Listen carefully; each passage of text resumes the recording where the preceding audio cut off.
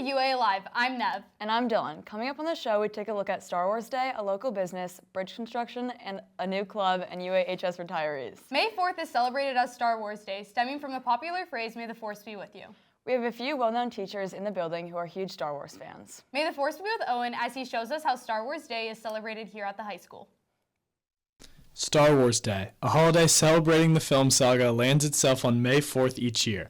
I talked with Mr. Chandler to learn what he does for Star Wars Day and his favorite things about the franchise. There's been years past when I've done something in class, but I don't always. And I used to always dress up like in my Jedi robes, or I dressed up as Jabba the Hutt a couple times. But I feel like over the last several years, I have not done as much. Mainly because years ago, Star Wars Day was something that only like hardcore fans really knew about and celebrated, and then it became commercialized. What's your favorite Star Wars movie? I'd say my favorite is probably either Empire Strikes Back or Return of the Jedi, because Return of the Jedi is the one I saw in the theater first. So that one definitely, like, I still remember that first time I saw Jabba the Hutt, and just, yeah, like, so I think maybe for sentimental reasons, that might be my favorite, but I think as far as the storyline goes, Empire is my favorite. I also asked UA students what their favorite Star Wars character is in preparation for the holiday. Hello, my favorite Star Wars character is Padme. My favorite Star Wars character is Jabba the Hutt. My favorite Star Wars character is Obi-Wan Kenobi. My favorite Star Wars character is Boba Fett. My favorite Star Wars character is Plo Koon. This is Owen Hawley for the WARL. May 25th marks the release of Star Wars A New Hope, which was released in 1977. This year marks the 48th anniversary of the movie that started it all. The latest Star Wars movie, titled Star Wars: The Mandalorian and Grogu, will be released on May 22nd. The force is strong at Upper Arlington High School with Michael Donaldson's freshman Star Wars language arts class. With the school year wrapping up, 35 staff members across Upper Arlington schools are preparing for retirement, including Michael Donaldson. After years of helping shape the district's orchestra program, Gretchen Zunick is moving into her next chapter. Here's Mia with more.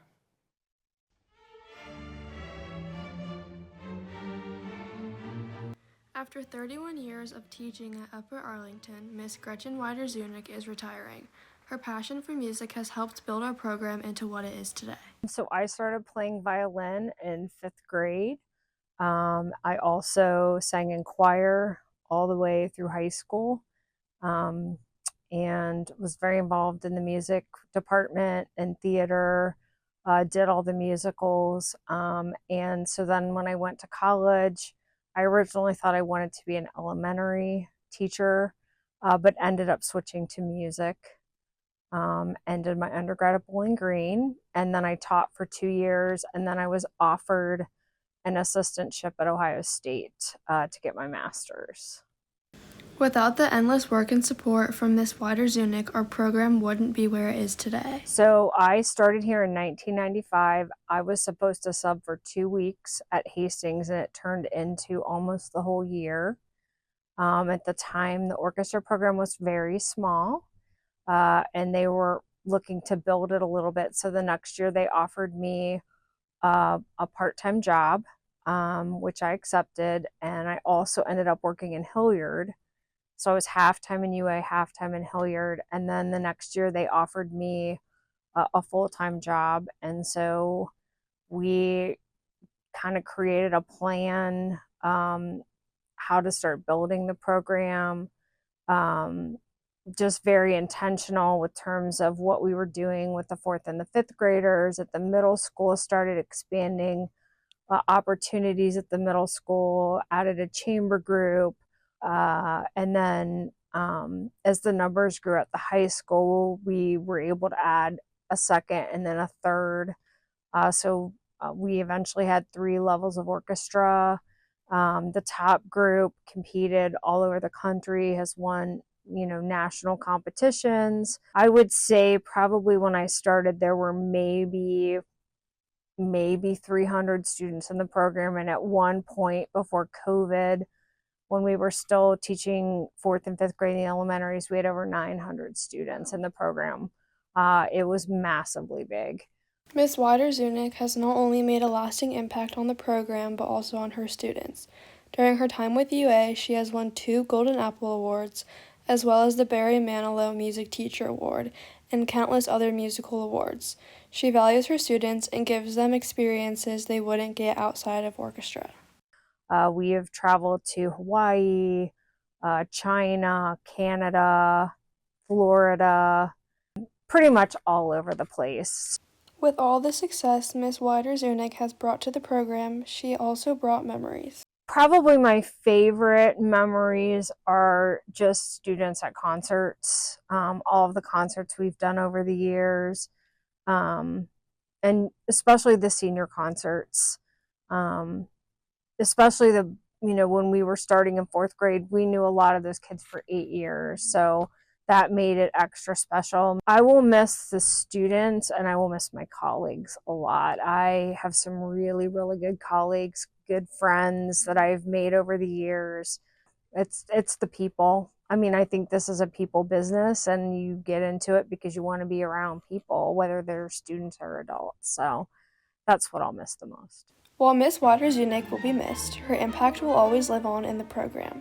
This has been Mia Frazier reporting for the WARL. At the end of the school year, 11 Upper Arlington High School staff members will retire. This week, the district recognized educators across Upper Arlington during Teacher and Staff Appreciation Week, held from Monday, May 4th through Friday, May 8th. To kick off the celebration, the Upper Arlington High School, PTO, and other generous supporters provided lunch for faculty and staff. Even though the week is over, there are still plenty of ways to show your gratitude. Next time you see a staff member, make sure to thank them for all that they do. Now let's toss it to sports with Ryan and Mark. Welcome back to Sports Bears.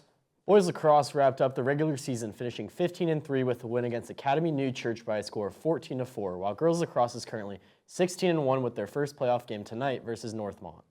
Boys tennis is currently 16-2, and girls softball is 20-6, playing Friday at Olentangy. The baseball Bears are currently 8-12. Senior night is on Friday, May 15th versus Pickerington Central. The boys will be celebrating 7 seniors. The boys and girls track team placed second at the Larkin and Croston Classic, where they celebrated 31 seniors, while boys volleyball finished the season 11-11.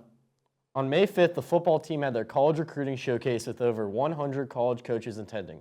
This event helps athletes gain exposure to college coaches all over the country. Luke and I looked into the recruiting process for 3 juniors. With a record 49 seniors signing to play collegiate sports, Luke and I spoke to 3 committed junior athletes to learn about their recruiting process. My recruiting process started on June 15th, and on that day I got a bunch of calls and emails, and then throughout the summer I just talked to a bunch of colleges, and then throughout the fall I visited them. I visited like 5 colleges, and then I made a decision. I started sending my film sophomore and junior year after I got a little bit of varsity play time. And then after that, like after you build a relationship with our coach, that you could possibly get an offer. But typically you want to get your varsity playing time because they don't really, to be honest, coaches don't care about freshman or JV film. So, yeah. So June 15th was the first day that D1 coaches could reach out to us. So on that day I got an email from the Miami coach, and I scheduled a call with him, and I talked to him for a little bit, and then we scheduled a visit, and I went and I saw the team play and practice, and then while I was on my visit I committed to the school. I chose Princeton just because, like, it seemed like a good fit for me. The culture was good, and for what I want to go into, it's great. Miami had a really involved community. Like they are all a family, and you could tell that they're all really close, and all the parents knew each other really well, and the coaches were just really welcoming, and you could tell that it was a fun environment and community to be a part of. I chose UNC because the academics there are really strong, as well as the athletic program, and I wanted like a good balance between the both. I'd tell a younger classman to trust the process and like your training, because like your hard work will always pay off. Great question. So what I did was with with football with football practice. at the end of the day, like after I did practice, I would go home and then I'd just do all my studying and hopefully be in bed by 9. But it would just mostly be like I wouldn't scroll reels, so I would just study instead of scrolling. My coaches and family were very helpful, and I feel like my process was very individual, but definitely just my coach. This has been Luke Macaluso and Ryan Potts reporting for the WARL. Early signing day for the class of 2027 is expected to be on November 11th, while football commits early signing window opens on December 6th, and National Signing Day is scheduled for February 5th, 2027. Former Golden Bear football player Simon Frazier went through the similar recruiting process in 2000 when he attended Ohio State. Mia and Dylan report. So being recruited was pretty interesting because I hadn't played football for more than a year when I started getting the letters coming in. After my sophomore year, I was getting letters from Texas and Ohio State and Michigan and all these big-time football schools that were sending me their information and asking me to come out to camps and all this other stuff. And so it was pretty accelerated. I knew I wanted to make my decision before my senior year because I didn't want to have it as a distraction. And so we would go out to all these different schools, mostly Big Ten, and you're meeting with the head coaches and going from a kid that never played football until freshman year to then being recruited by almost every school in the Midwest and country was pretty wild. And so I was very fortunate to be able to be in that position, but I knew that my heart laid at Ohio State, and that's where I wanted to be at. We would go to the Ohio State football games every year. But at that time, I never thought that I was ever going to be an Ohio State football player. If you have any interest in playing college sports, visit the NCSA website at ncsasports.org. Boys crew placed third out of 24 boats in the men's novice 8+ time trial at the Midwest Scholastic Championships. Their next meet is the Midwest Scholastic Rowing Association National Championships in Chattanooga, Tennessee, May 21st through May 23rd. You can find the results from the meet on crewtimer.com. That's it for sports. Let's toss it to Mia and Deegan with community news. Hi, I'm Mia. And I'm Deegan. The Upper Arlington Farmers Market began on Wednesday, May 13th on Dorset Road next to Tremont Center. It will be open every Wednesday until October 21st. Concerts are a great way to make memories with friends, and Columbus has several locations to enjoy them. Andrew reports on some of these venues. Around the Columbus area, there exist hundreds of music venues. From a laundromat to a church, all of these venues have a story that made them staples of the Columbus area. The Blue Zone started out as the First Baptist Church in Columbus in 1898. In 2006, it opened as a music venue.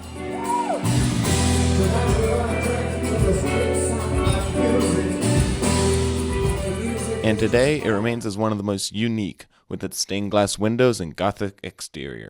Now over to a classic type of venue, a bar, specifically Woodland's Tavern. The bar was opened by Jimmy Woodland in 2009, but Jimmy had dreams to own a venue earlier. Going through high school, college, myself and my brother, we were always holding parties, or we liked to entertain.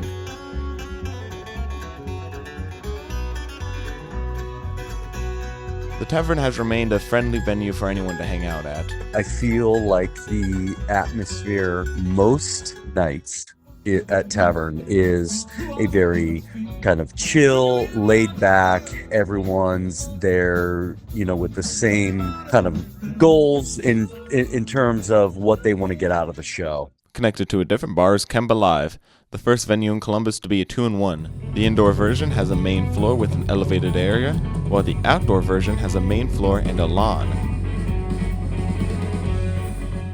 Up on North High Street, you can find the laundromat Dirty Dungarees, home to the hardcore scene of Columbus, with some students even having bands who have played there.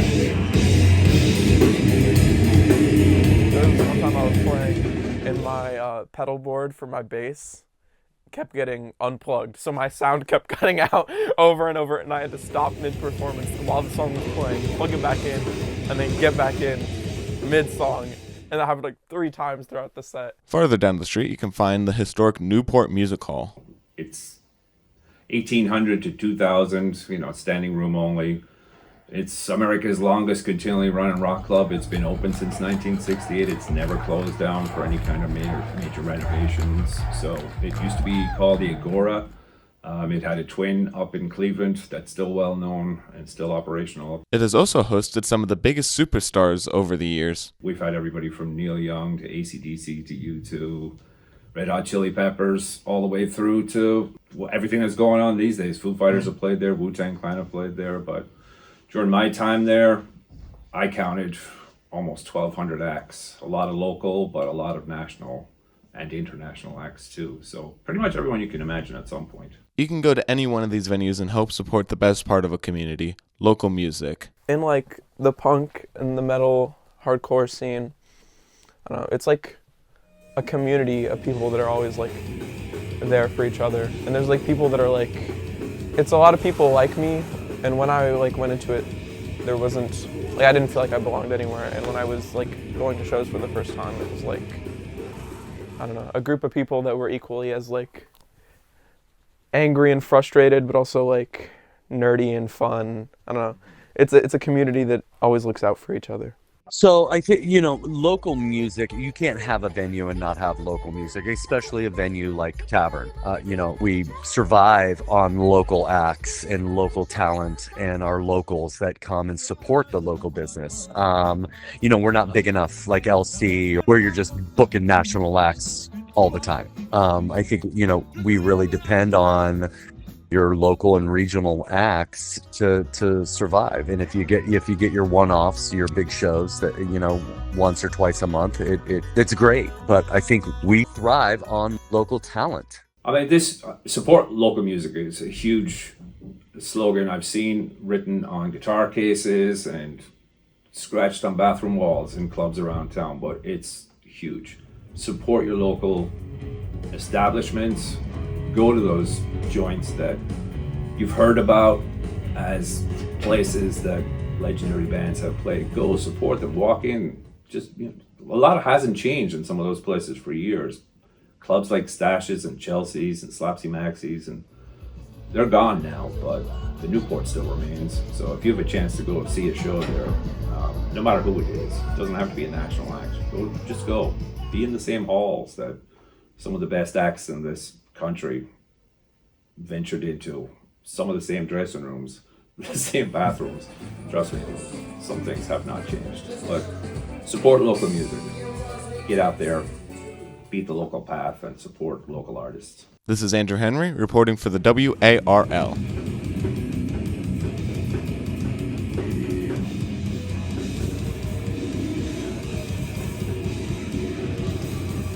To buy tickets to shows, visit promowest.com or go to the venue's box office. But music is just one form of self-expression. Another way to show people how you think and feel is to participate in your local and national government. May 5th was Election Day. While most UAHS students aren't eligible to vote, there are other ways to demonstrate and express oneself. Earlier this year, protesters in Upper Arlington took to the streets of Lane Avenue in protest of the Trump administration. Lily reports.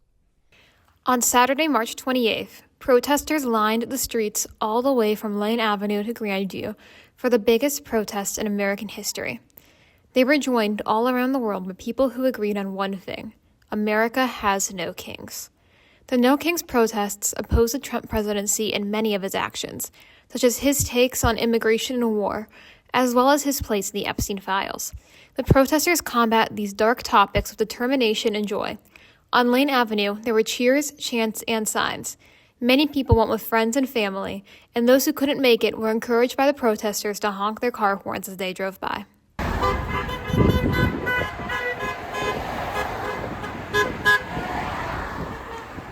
No Kings protests began on June 14, 2025, with 4 to 6 million people coming together. On March 28th, that number grew to roughly 8 million exercising their First Amendment right. There was a strong sense of community all over Lane Avenue as people joined together. It was very positive, and there was barely anybody who was bringing us down or anything like that. So, and I felt very safe, protesting and shouting all those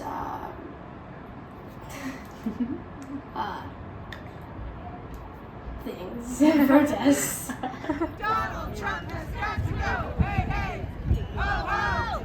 Donald Trump has got to go. Hey, hey. Ho, ho. Donald Trump has got to go. So I thought the protest was an exciting, kind of energetic community gathering, and it was really kind of inspiring when we got there. There were people, chanting different, kind of protest statements and showing their signs. We made signs before we went, so we gathered up our ideas and joined the crowd when we got there. While there is no set date for another No Kings protest, there is always something you can do to help others in your community. Whether that's by volunteering, protesting, or simply asking your neighbors if they need help, anyone can make a difference. Even me, even you. This has been Lily Griffin reporting for the WARL. If you want to support your community, you can visit serve.ohio.gov to find a list of places to volunteer around Ohio. Another great way to support your community is through local businesses. Swenson's Drive-In was founded in 1934 in Akron, Ohio, and has opened over 20 locations throughout Ohio. Swenson's is a drive-in park-based fast food chain known for its retro drive-in experience. Kylie reports. Swenson's Drive-In is a classic Ohio drive-up service known for their fast and classic curbside meals, including their signature Galley Boy burger. Situated just west of Mill Run, Swenson's Hilliard location is a fan favorite to locals, emphasizing great quality food for a low cost. Hello, we are at Swenson's. It is a Saturday. It's not too busy, but it's pretty good. We each got a burger. We got a veggie burger and then double cheeseburger. Ohio specialty. Onion rings and potato puffs. Kids chicken nuggets. And then a fried cheesecake with caramel. Let's just say the food met up to its expectations. Really good. That looks good. But it's still really good. Really good. That's really good. Very crispy. Very crispy, very good. They're hot and fresh. I like it. Along with their Swenson's branded burgers, they also take pride in their specialty beverages. Swenson's has 3 different specialties. They have the California, the Ohio, and the Florida. And it's ginger ale with flavoring in it. So the California is great, the Ohio, which we got, is cherry, and then the Florida is orange. Swenson's has a rich Ohio history and amazing food. You can find your local Swenson's on their website, swensonsdriveins.com, as well as more information about their jobs, menu, and their historical mark in Ohio. This has been Kylie Wimmer reporting for the WARL. If you're interested in applying for a job, there are 5 drive-in locations in Central Ohio. While Swenson's is a staple for local dining, other local companies are focusing in on the roads and bridges allowing us to get there. Bridges are very important for commuting, so it's important that their safety is always maintained. Annabelle reports. Burgess & Nyepel is an engineering consulting firm that designs and inspects bridges. I spoke with Travis Butts, the director of bridge design, to learn about his job at Burgess & Nyepel. Burgess & Nyepel is an engineering consulting firm, which means we work for public and private owners who need engineering work, be it design or inspection or some other type of report done. Bridges in Ohio are inspected every year to check their condition and make sure they are safe to drive on. I spoke with Ed Sonater, Burgess & Nyepel's Director of Facility Inspection, to find out what engineers look for during an inspection. Anything that's wrong with it, that's what I really enjoy, and a lot of us why we're in this particular discipline of civil engineering, is you're like a bridge doctor. You'd go out and you diagnose the patient. It's primarily for the safety of the traveling public, and we're also obviously engineers. The joke is that anybody can design a bridge that doesn't fall down, but only an engineer can design one that just barely doesn't fall down. So you're looking for the most efficient way to maintain a structure and extend its service life. So most of the funding for bridges is obviously public funding, tax dollars. So we try to make recommendations for repair and maintenance that is as an efficient use of the public's dollars. This has been Annabelle Butts reporting for the WARL. Next time you're driving, remember that construction is an important part of keeping our city connected. Now to Luke and Annabelle with Interview. Welcome to Interview Bears. Today we are joined by Hannah Kirkpatrick, a sophomore in concert choir alto in the vocal music program. With the fall is coming up, the Upper Arlington Music Program has been hard at work to prepare for their performance. Hannah, tell me a little bit about how the vocal music program is preparing for the upcoming spring follies. Well, basically, Dr. Moss and Dr. Mornsu are working really hard into making sure that we are prepared in the music and the choreography, basically, just to, be ready to perform. What songs will be performed at the Spring Follies? There's a lot of songs in multiple choirs and specialty acts with different students from all grade levels in groups and singles. The songs for concert choir are Firework by Katy Perry and Found Tonight and Brand New Day. So we will be singing those. What is your favorite song in the Spring Follies? Definitely Firework for us because, I grew up with Fireworks, so it's a great song to sing. And, yeah. How often does the vocal music program practice for the Follies? We practice every day in the auditorium and in the choir room, just rehearsing choreography and just singing, This event will be held on May 15th, so make sure to come check it out. Hannah, is there any additional information that you would like to share? Yes. Student admission is free. You scan the QR code that is around the school, and you get a discount, and you can just come in for free. Thank you for joining us, Hannah. Now let's kick it back to Maine. The last day for seniors is May 21st, and graduation will be held May 24th from 9:30 a.m. to 11:30 a.m. at the Jerome Schottenstein Center. Congrats to all of our graduating seniors. Summer Academy registration is still open, with remaining spots available. Visit the Upper Arlington School's website for more information, or contact your counselor with questions about required courses. To close out the show, let's take a look at a trend that's become popular among students at Upper Arlington High School. James and Jasper report. Forget scrolling. High schools across the country are trading screen time for circle time. Jasper and I took a look. I noticed a rise in hacky sack starting in the fall. Became pretty big at UA. But now, on social media, I've been seeing it all over the country with the latest Inside Sack rankings and rules coming out. I got into hacky sack because I saw a lot of people playing at school and I joined in a circle. Do I think hacky sack helps make friends? I would say yeah, because you can have one big circle, and if you get a pocket with everyone, it's just like building chem with random people you might not know, and that helps you make friends. Yeah, ever since I've been sacking it up, I've probably made 400 to 500 more friends than I did before, just from the sack circs, building the chem with the boys, The classic 90s hacky sack is making a massive comeback, turning hallways into arenas of elite footwork. My favorite trick with the sack is the jester. Improving that all it takes to spark a campus craze is a little beanbag in some pockets. Have I noticed the recent rise of hacky sack?